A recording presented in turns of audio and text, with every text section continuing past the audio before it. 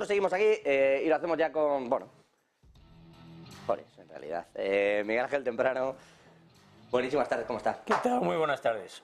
Bueno, Miguel Ángel, bueno, gestor independiente. De todo esto que estamos viendo, ¿quieres hacer algún apunte o te veto yo? Es que puedo hablar de todo porque me parece todo alucinante. Entonces, el informe, de hecho, del FMI, hay un dato que yo creo que ha pasado muy desapercibido cuando ha metido el dedo en el inmobiliario.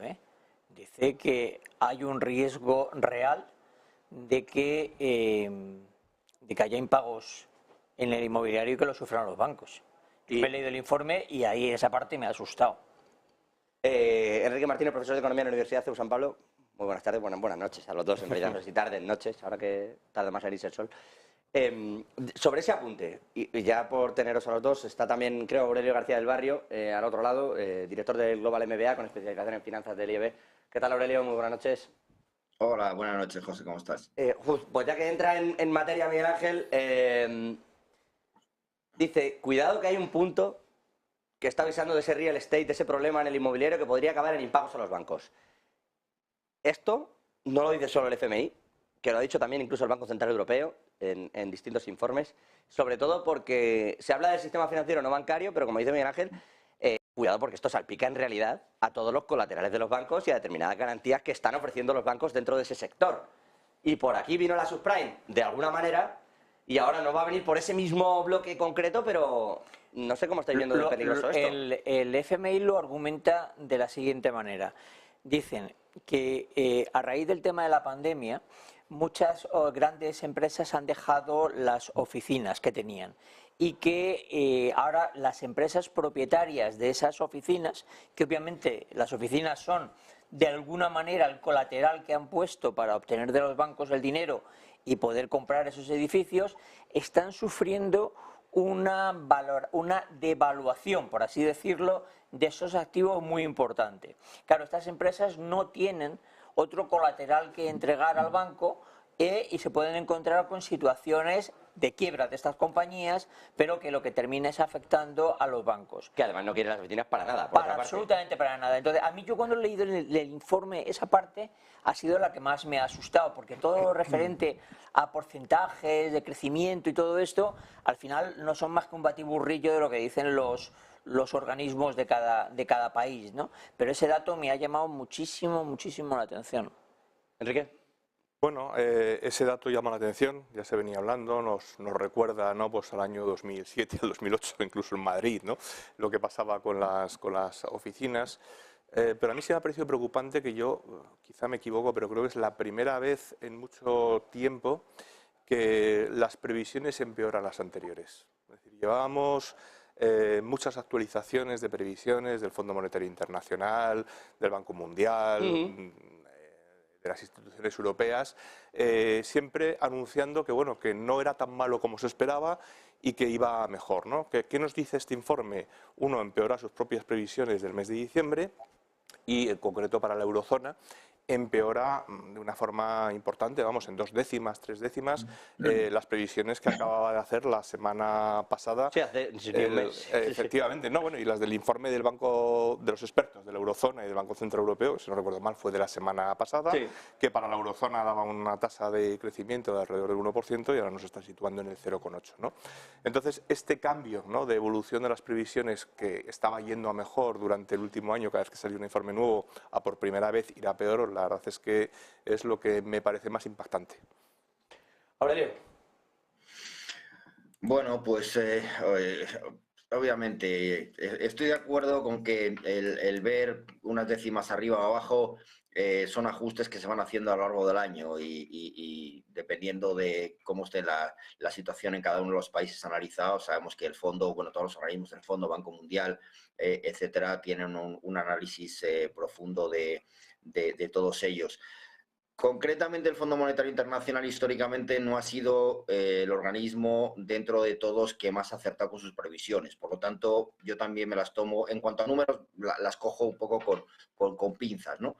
Pero bueno, asumiendo que en términos generales, en términos de tendencia, puedan ser razonables, que en eso sí estoy de acuerdo, la realidad es la que es. O sea, la inflación sigue siendo elevada, la política monetaria de los bancos centrales está endureciéndose, se está volviendo más hawkish, va a ser así. Con el tema de la crisis financiera, había voces que planteaban, bueno, que iba a haber una suavización muy importante por parte de los bancos centrales en cuanto a la senda de subida de tipos. Hemos visto cómo no, o sea, tienen en el foco el control de la inflación sí o sí. Al final se ha solventado el tema de Silicon Valley, como bien comentabas anteriormente, con esa inyección de 50.000 millones por parte del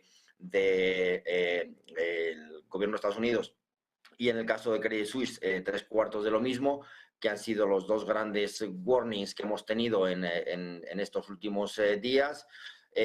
Todavía estaba por ahí dando vueltas Deutsche Bank, aunque parece que la situación se ha suavizado. También el gobierno alemán ha salido a mostrar tranquilidad. Y bueno, es lo que tienen que hacer los responsables económicos, ¿no? Comentabas hace un momento también lo que decía Janet Yellen, ¿no? Pues, ¿qué va a decir, obviamente? Entonces, al final es eso, esa fragmentación geopolítica no es buena, estoy totalmente de acuerdo, la inflación sigue siendo alta, y la inestabilidad financiera también es un factor de riesgos que se ha incorporado y no estaba en el mes de enero. O sea, lo hemos visto incorporado desde hace prácticamente un mes o menos de un mes para acá.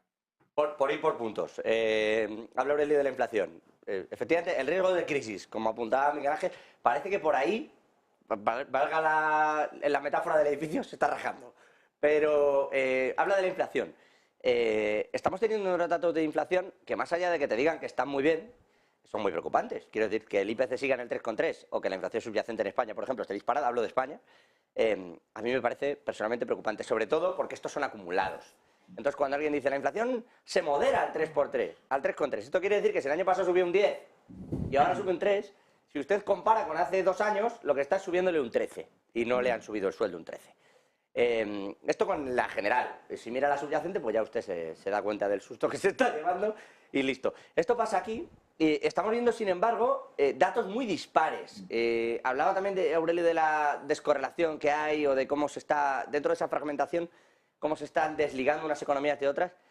Hoy Rusia decía que su inflación también va a caer por debajo del 3, decía en el cierre de este pasado mes de marzo. Entonces, claro, viendo dato a dato, sitio a sitio, los bancos centrales en realidad, Rusia sigue haciendo lo que quiere, quiero decir, tiene sus cosas, no voy a entrar en concreto, pero hace lo mismo China, hace lo mismo. Y sin embargo, en Estados Unidos, en Europa, vemos cómo esa interdependencia que no termina de poder desligarse del todo del sistema bancario, y vemos cómo los tipos siguen muy altos, la inflación no baja tanto, y ahí también hay una serie de riesgos. ¿Vosotros cómo estáis viendo este problema? ¿Creéis que en realidad las perspectivas económicas incluso son más halagüeñas de lo que deberían de ser, porque sí que existe de fondo un problema de crisis? Llámalo como quieras, llámalo estanflación, emplea el término que más te guste de todo el batiburrillo de términos. Cuando alguien tiene una inflación, como hemos llegado a tener en algunos países, del 10% o próximo al 10%, y tu crecimiento está en escasamente el 2, el 3, tu poder adquisitivo se detrae en términos numéricos. Luego la realidad es que la inflación real ha sido mucho más elevada y se te detrae en un 7, en un 8%. Ahora llámalo estanflación. Oye, si yo pierdo una barbaridad de ese calibre y no soy capaz de recuperarlo, pues yo creo que es muy próximo a una recesión y además bastante profunda. Como además nos metamos en terreno negativo, ¿ya para qué vamos a hablar? Esa es la situación real, la que viven yo creo que todos los países europeos. Estados Unidos tiene una situación de partida un poco diferente. Particularmente, yendo a la señora Montero, a nuestra ministra, yo he llegado a la conclusión que esta gente miente de manera descarada porque cree que el que lo está escuchando es tan tonto que directamente se lo cree. Que no lo va a comprobar. Por lo tanto, yo creo que lo peor de este tipo de declaraciones es que te está llamando imbécil. Eso es lo importante. Mira, me está usted insultando. Entonces, obviamente, en España tenemos un problema gravísimo, lo estamos viendo todos los días, y la situación no tiene pinta de mejorar en el corto y en el medio plazo. Hablemos de quizás medio, no sé, es que ya mirar por encima de un año... Y no es preocupante que esté bajando, porque ¿dónde está la inflación, no? Si se supone que está bajando el precio de la energía, etcétera, etcétera, ¿por qué están disparados los alimentos, por ejemplo? ¿Qué es lo que está pasando ahí? Porque hablas tú de que hay una crisis. Claro que hay una crisis. O sea, cuando un ciudadano está pagando lo que está pagando, por más que le digas que le ha bajado el aire acondicionado y la calefacción, o no sé, si está pagando esas facturas al margen de la propia energía, en alimentación, etcétera, etcétera... Pero yo lo veo muy claro, es decir, al principio ese gasto tan brutal que fue la energía lo asumieron los productores. Llega un momento en que ya no eres capaz de asumirlo. Los mismos trabajadores te piden un aumento, bueno, se habla de que la subida media de los salarios está en torno al 4,5% y en el sector público, entre las pensiones y los funcionarios, en el 8 y pico. Por lo tanto, ese 4,5% hay que trasladarlo y en algún momento tienen que empezar a recuperar parte de sus márgenes los productores. Eso es... O sea, hay un margen de beneficio en todo esto, claro. No, de recuperación de lo que había, porque mucha gente que estaba en pérdida, literalmente, que para sostener su cuota estaba perdiendo dinero y que llega un momento y dice, yo no puedo más, y empieza a trasladarlo. Eso se ha llamado toda la vida inflación de segunda ronda, ahora parece ser que no, pero bueno. Enrique. Sí, yo me gustaría hablar de dos cosas. Una es de qué está ocurriendo con esa transmisión de precios y otra es ese desacople de la economía y muy particularmente de la economía española respecto a las economías de nuestro entorno, ¿no? En el caso de la inflación, yo creo que lo primero que hemos visto es un efecto contagio que no creo que no llega a ser ni de segunda vuelta. Simplemente empezó la subida por los precios de la energía. Evidentemente eso se transmite a través de los costes y va contagiando a los demás. Y por eso ahora mismo tenemos la inflación subyacente que tenemos, porque lo que ha hecho ha sido contagiar a todos los demás. En este mes lo vemos muy fácil, en el mes anterior. El efecto escalón respecto a hace un año, que es cuando fue la invasión de Ucrania, lo que hace es que el IPC general no suba tanto como subió hace un año como consecuencia de la energía y por tanto cae. Sin embargo, la inflación subyacente sube. ¿Por qué? Porque cuando compara lo que sube la subyacente con lo que subió hace un año, que prácticamente no subió porque no había ese efecto contagio todavía, pues se ve ese escalón, en este caso hacia arriba, en vez de hacia abajo. O sea, esto ¿no? se va a ir moderando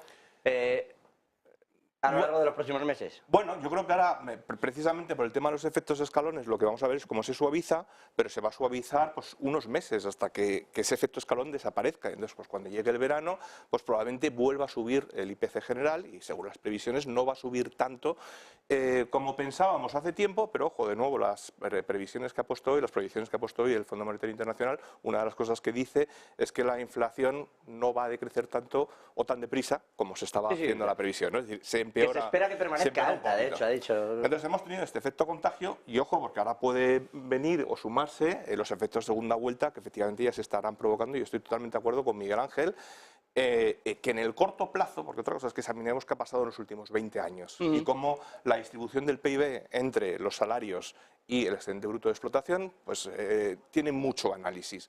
Pero eso es un análisis de largo recorrido. Pero si hacemos el de corto recorrido, lo que observamos es que durante la pandemia quien se quedó sin beneficio y se quedó sin ahorro fueron las empresas. Y quien aumentó el ahorro fueron las familias, porque no podían consumir.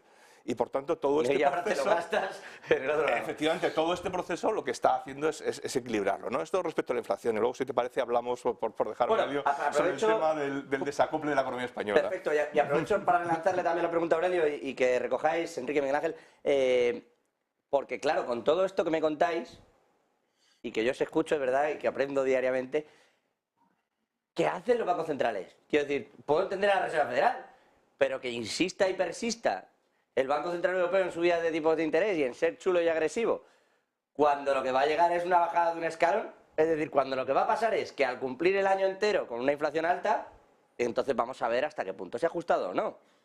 Pero sin esperar eso... Bueno, pero la inflación es persistente, es decir, sí lo sé, pero... no tenemos ese punto alto por ese efecto escalón, ojo, la general sí es la subyacente y precisamente la que más le preocupa a las autoridades monetarias es la subyacente. Claro, pero en ese sentido... si en los próximos meses yo lo que voy a ver es que la subyacente se va a equilibrar porque también subió ya en junio del año pasado, por ejemplo, ya tienes una subyacente alta. Ahí de repente va a salir el gobierno y te va a decir... Bueno, Aurelio, perdona. No, pero la inflación subyacente seguramente la vamos a ver alta hasta final de año. Y la inflación subyacente no la veo bajando a corto plazo. No, pero a partir de septiembre, que fue cuando tuvo la subida importante, he dicho yo junio, pero a partir de septiembre tuvo una subida importante, ahí sí que vamos a notar, si ahí tenemos una subyacente alta, es que directamente el precio está disparado. O sea, si en septiembre de este año tenemos una inflación de subyacente de entre el 7 y el 10, o sea, es que la subida con respecto a hace 2 años es una locura.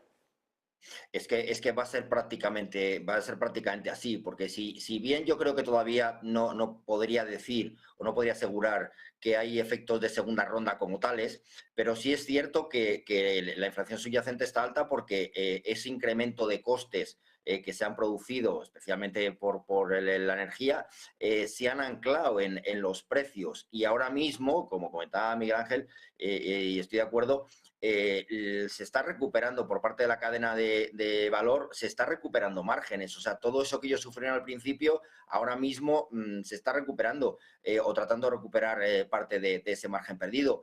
Pero también tenemos que tener claro una cosa, que es que muchos de los productos que han subido no van a bajar nunca. O sea, yo siempre lo digo, un restaurante que ha subido el precio de los platos en su menú no va a bajar el precio de esos platos. O sea, a lo mejor hay ciertos productos en el supermercado que sí, pero otros que tampoco. Con lo cual, esos precios se van a quedar ya anclados y fijados en la economía. Por lo tanto, olvidémonos de los precios que teníamos antes de este pico inflacionario.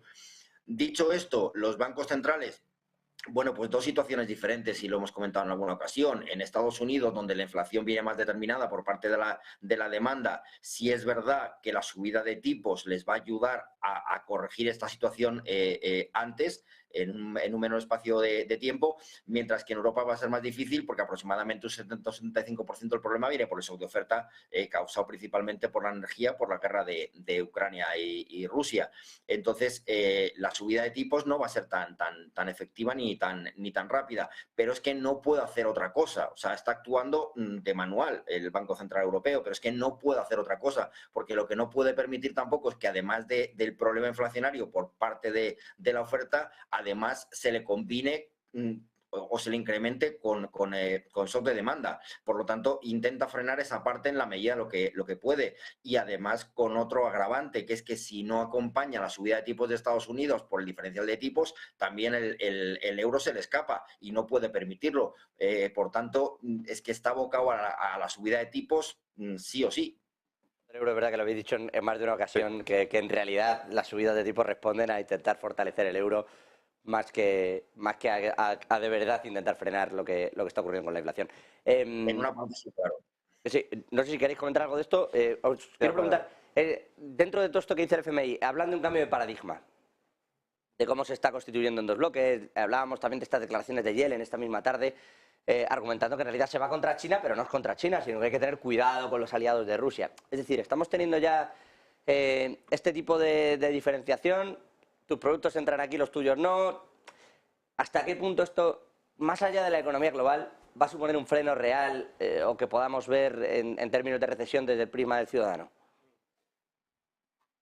Aquí yo creo que el tema es si por primera vez en mucho tiempo a lo mejor no se está poniendo encima de la balanza más el peso político, y en este caso de política con mayúsculas, democracia, respecto al peso del crecimiento económico. Es decir, la realidad del informe del FMI es que cambia los riesgos. Dice, mira, en el último todavía hablábamos del riesgo del COVID porque en China estaban que sí, que no, ya este lo quitamos. ¿Cuál es el que ponemos encima de la mesa ahora mismo? Pues ponemos el efecto que está causando esa fragmentación de la globalización, ¿no? Habla también de la apreciación del dólar, que tiene que ver con lo que acabamos de hablar ahora mismo de la política monetaria en Europa y, por supuesto, de las crisis bancarias, ¿no? Pero la fragmentación la pone en el centro. Entonces, claro, ¿qué ocurre? Estados Unidos, en definitiva, está en guerra con con Rusia, a través de Ucrania. Estados Unidos está en guerra con Rusia a través de Ucrania. Y resulta que Rusia tiene un pacto estratégico a largo plazo con China, que responde más a los intereses de China que de Rusia. Es decir, Rusia aquí simplemente es pues el chivo expiatorio que está utilizando China para, igual que en su momento utilizó Corea, para avisar, oye, que podemos provocar aquí un lío de mayor orden. Entonces, ¿cuál es el resultado de todo esto? Que lo que vemos es que el desenlace de la globalización durante muchos años lo que ha llevado es a un poder demasiado alto de países que no son democráticos y que han mermado en su calidad democrática. China nunca lo ha sido y Rusia, la poca que ha tenido, ha ido mermando y ahora nos estamos asustando. y diciendo, ¿y a dónde vamos? ¿No? Porque eso que nos habíamos propuesto, que era llevar la democracia a través del comercio, del libre comercio, no ha funcionado. Lo que está funcionando es lo contrario. El autoritarismo está llegando a nuestras democracias a través del libre comercio.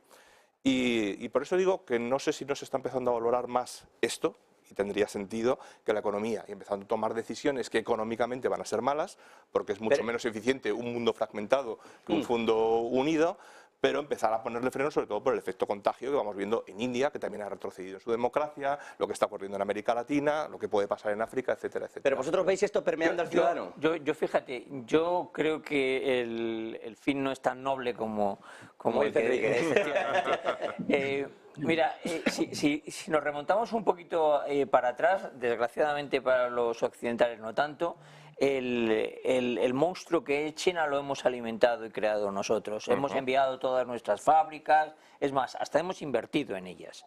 Cuando resulta de que ellos no te permitían ni ser el propietario de tus propias fábricas, porque te exigían que hubiese un socio chino con el 51%, dinero que tú ponías. Eso es lo más gracioso. De repente China se ha dado cuenta de que, porque China, las subidas salariales en China, ha habido veces que estaban obligadas por el gobierno. Es decir, era el gobierno, no la demanda de los trabajadores quien la imponía. Que, oye, ya no soy tan competitiva en precios y empiezo a perder de una manera como los fluidos por todas partes. La gente empieza a invertir en otros sitios, que es lo de la zona esta geopolítica de Altasia, ¿no? Ya no está tan claro que yo vaya a ser la economía dominante como se dijo que iba a ser en el 22, luego con la pandemia se retrasó. Yo creo que ya eso no va a ocurrir porque ya las inversiones no se dirigen a China, sino que se dirigen a todo el resto de partes. Oye, pues ahora tengo que imponer mi fuerza de otra manera. Y por el camino aparecen los microchips, que fue una grandísima idea gubernamental que tuvieron los taiwaneses hace aproximadamente 15 años. Se dieron cuenta de que eso iba a ser el futuro e invirtieron. Oye, pues yo me quiero apropiar de esto porque es realmente la llave que encaja en la cerradura de la economía. Y ahí ya te metes en Miguel Ángel la espita de Taiwán. En palabras, no, te metes en palabras mayores. Y los americanos se dan cuenta, obviamente, porque todos teníamos orejeras, no solamente ellos, todos teníamos orejeras y no lo veíamos, y empiezan a decir a los taiwaneses, oye, mira, aparte de todo, monta fábricas en Estados Unidos, que yo encima las voy a pagar. Los americanos se han gastado en una ley aprobada 56.000 millones de dólares en inversión, en ayudas públicas al sector privado. Eso en la economía americana no se había visto hasta ahora, para montar empresas de microchips. Bueno, si sumas, con toda la Inflation Reduction Act, tienes 300, casi 50.000 millones. Entonces, yo creo que de ahí viene, es decir, todo es un tema que obviamente hay una parte, pero que me encantaría decir que es porque quieren llevar la democracia a los países, pero creo que la situación es justamente todo lo contrario, una situación están montando las fábricas de Taiwán en Arizona. Una situación de poder y cuidado, que yo personalmente ahora mismo, después de la cagada que hemos hecho todo, apoyo. Porque no quiero estar en manos de los chinos. Por cierto, que están de maniobras militares. Ahora os pregunto por este asunto, pero Aurelio, al respecto de lo que estamos comentando. Sí, es que, vamos a ver, la globalización, lo que nos ha traído luego la pandemia es que el concepto de globalización va a cambiar, va a ser diferente, ¿no? O sea, todos los problemas derivados de la pandemia en las cadenas globales de suministro ha puesto en alerta a cualquiera que haga negocios en el mundo y, por lo tanto, vamos a ver eso cómo se reestructura. Hablando de China, bueno, pues está claro que China va camino de su expansión económica más lenta en los últimos 40 años prácticamente, ¿no?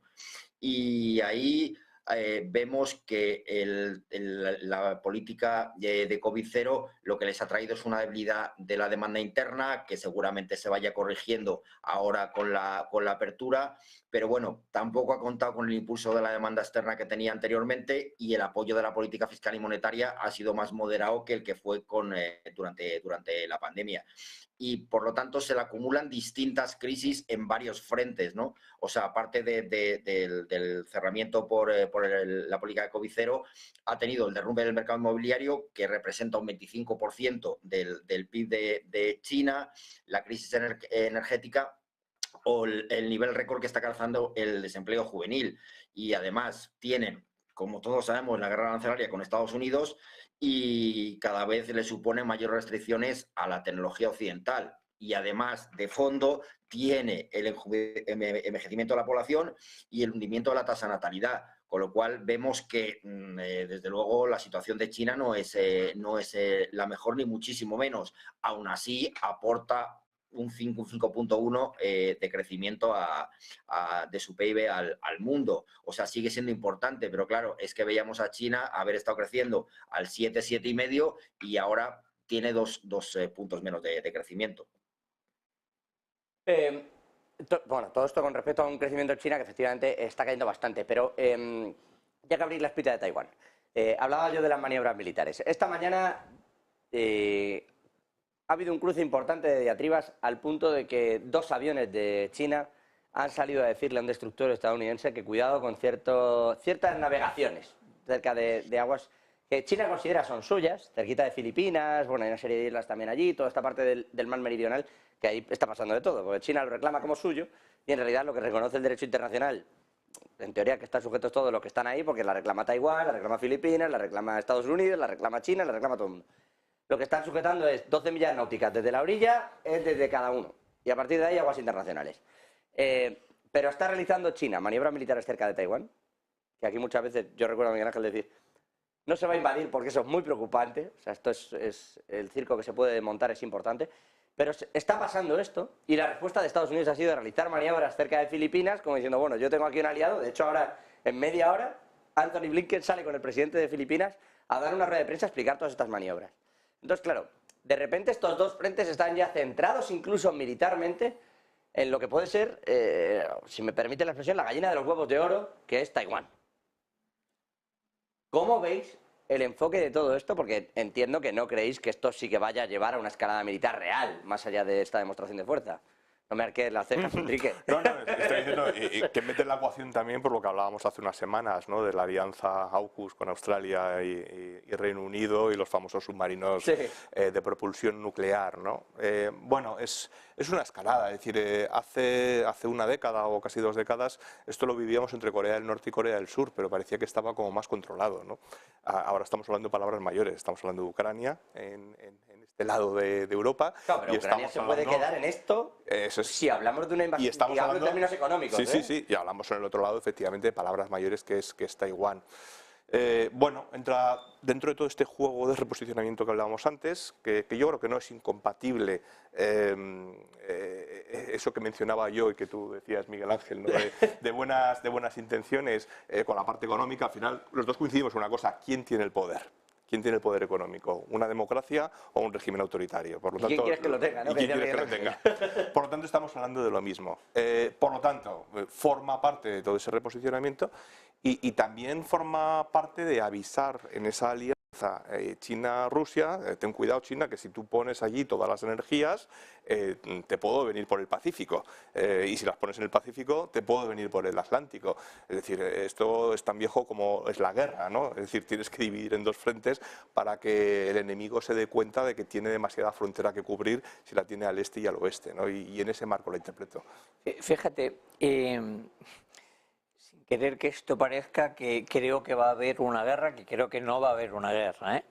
Ahora mismo hay una lucha por ganar al tiempo porque ambas potencias, tanto los chinos como los americanos, han desarrollado misiles hipersónicos, que no son misiles de velocidad hipersónica. Los de velocidad hipersónica son de parábola controlada, es decir, que puedes saber cuál va a ser, sino son misiles que los puedes modificar durante su vuelo. Para ese tipo de misiles no existen defensas, ni unos ni otros. Entonces, aparentemente este verano le entregan a los americanos el prototipo del cañón láser que se supone que va a generar el escudo. Pero ahora mismo yo el gran miedo que tengo no es porque se lance un misil hipersónico en estos sitios, sino porque en teoría está utilizándolo Rusia en Ucrania, un par de ellos. Ya, pero estamos hablando de un arma que está haciendo Northrop Group para el gobierno americano, que ganó ahora como 5 años el concurso, que es un cañón láser que lo que hace es que lanza cada no sé cuántos milisegundos un rayo y es capaz de a un misil que vuela inclusive a 6, 7, 8 veces la velocidad del sonido, cepillárselo, ¿no? Entonces, pues claro, da igual la trayectoria que la cambie el piloto, al final de cuentas te caza. No da tiempo. Sí. Efectivamente, bueno, pero independientemente de eso, yo lo que tengo mucho miedo es que en una de este tipo de maniobras, al final a uno se le vaya el dedo a un sitio equivocado, de uno o de otro. Es decir, tanto los rusos durante la guerra, la invasión con Ucrania y los occidentales y los americanos, lo que han tenido es muchísimo cuidado, no nos equivoquemos, porque bueno, ya pasó. Bueno, de hecho pasó lo del tema de Polonia, ¿no? Con el misil, el misil defensivo, que pero al final era de Ucrania. recuerdo que nunca se ha llegado a saber qué pasó con el avión comercial que sobrevolaba la zona del Donetsk cuando aparentemente un misil lanzado, dicen que por los rusos o por los ocupantes del Donetsk, se cepilló un avión de pasajeros. Que a 11.000 pies, o sea que... Entonces, yo es lo que tengo realmente miedo. Yo no me creo ni que vayan a invadir los Taiwán, fundamentalmente los americanos ya han dicho muy claro que una invasión de Taiwán significaría que volarían ellos inmediatamente todas las fábricas, por lo tanto, ¿para qué quieres la isla? Y que lo defenderían como si fuera suelo Pero yo estadounidense, no ha llegado a decir. yo no creo que eso llegue a ocurrir, sino si tú vuelas las fábricas, eso es un terreno de tierra que no vale para nada. La tecnología se evapora. Pero tengo la sensación de que Rusia, perdón, primero es muy difícil de invadir, y seguro, si lo consigues, los americanos junto con los taiwaneses hacen desaparecer todo. Yo no veo a los chinos haciendo esto. Hombre, hay que mantener la impresión, ¿no? de que tú eres muy poderoso, pero tengo miedo de que en una de esas, porque las maniobras se hacen con fuego real, que en una de esas... Y traspasando frontera, ¿eh? O sea, que a uno de estos se le escape el dedo, que no lo guía adecuadamente y cometan un error. Y entonces sí que la tenemos montada. Aurelio. Bueno, la supremacía económica está claro que la tiene Estados Unidos y básicamente, y creo que seguirá siendo así además, básicamente por una razón muy simple, porque tienen el dólar y es el único país del mundo que puede soportar, por tanto, el déficit comercial que puede tener. Y de hecho ese déficit comercial con China fue lo que empujó a Trump a todo el conflicto de aranceles con los chinos, ¿no? No nos equivoquemos que fue así de sencillo, ¿no?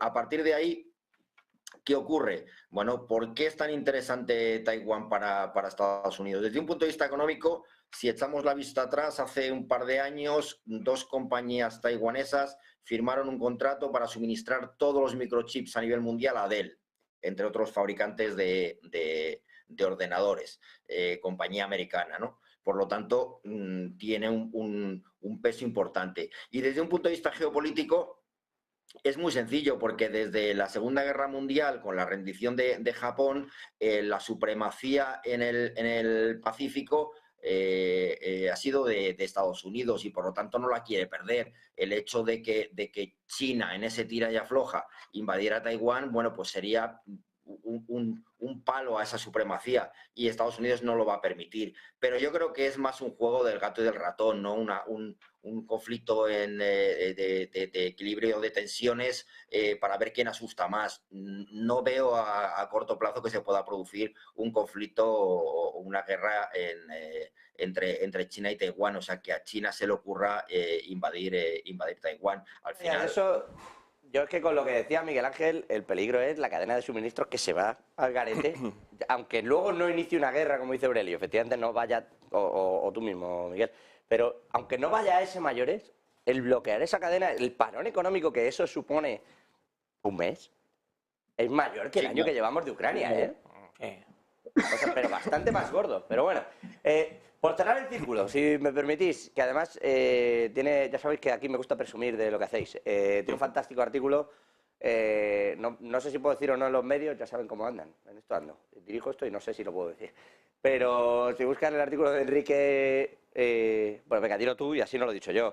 Pero tiene un fantástico artículo a cuenta de todo esto que está publicando también el FMI, de los datos de paro y del empleo en general a nivel global y bajándolo hasta España, bastante interesante. Sí, bueno, te tengo que reconocer además que se me encendió la chispa el martes pasado cuando estuvimos aquí. Recordarás porque, y viene además hoy muy bien con el informe del FMI, porque entre las nuevas alertas que pone encima de la mesa de una forma más clara, ya estaba antes, es que tanto en Estados Unidos como en la zona euro, lo que nos encontramos es con una tensión del mercado del trabajo. Una tensión del mercado del trabajo porque está en pleno empleo Estados Unidos y la zona euro también está cerca del pleno empleo o está en sus mínimos históricos, ¿no? Bueno, nosotros estamos en pleno empleo, digo en España, lo que pasa es que la tasa de paro estructural dentro del pleno empleo en España es Claro. para echarse a llorar. Efectivamente, entonces, bueno, pues además esto retomamos las grandes declaraciones de la ministra que has puesto al principio, ¿no? Con este PIB que tenemos mejor que Alemania, que Francia, etcétera, etcétera. Y por lo tanto yo creo que también lo que tenemos que darnos cuenta es en qué situación estamos. Y la situación que estamos es que mientras nuestro entorno, que es por un lado Estados Unidos y sobre todo la zona euro, está en mínimos históricos en la tasa de paro, sin embargo, España está muy lejos de su mínimo histórico. Teniendo récord de afiliación, que... Claro, pero la tasa de paro, tomando la tasa de paro que nos da el gobierno, es decir, ya sin entrar en ese otro tema, pues en el 2007 que tuvimos el mínimo, pues no llegaba al 8% y ahora pues nos situamos en el 13%, en números redondos, ¿no? Por lo tanto, ¿qué es lo que vemos? ¿Qué compartimos con nuestro entorno? Una inflación alta. ¿Qué es lo que no compartimos? Un mercado de trabajo en pleno empleo o cerca del pleno empleo. Ni las subidas salariales de Alemania tampoco compartimos. Tampoco compartimos, ¿no? Ya te lo digo yo. Por lo tanto, bueno, pues en ese gráfico lo que podemos ver es estas dos cosas, ¿no? Una es como España pues está lejos de su mínimo histórico, mientras las otras dos zonas sí que están en su mínimo histórico, y por otro lado, en resumen, es que España tiene la doble tasa, una tasa de paro que es el doble que la de la Unión Europea. Como si nos vamos a medir el PIB per cápita, a pesar de lo que nos digan, pues si ya tenemos o teníamos esta cosa extraña de que siendo España la cuarta economía en PIB de la zona euro, teníamos el 14ª posición en PIB per cápita y ahora resulta que nos están pasando 2-3 países de golpe y pasamos a ser pues el número 17 en PIB per cápita. Esto que tanto le gusta decir al gobierno de datos mata relato, pues menudo guantazo. No sé si Miguel Ángel, Aurelio, queréis decir algo con el tema del empleo y el Fondo Monetario Internacional. Aurelio.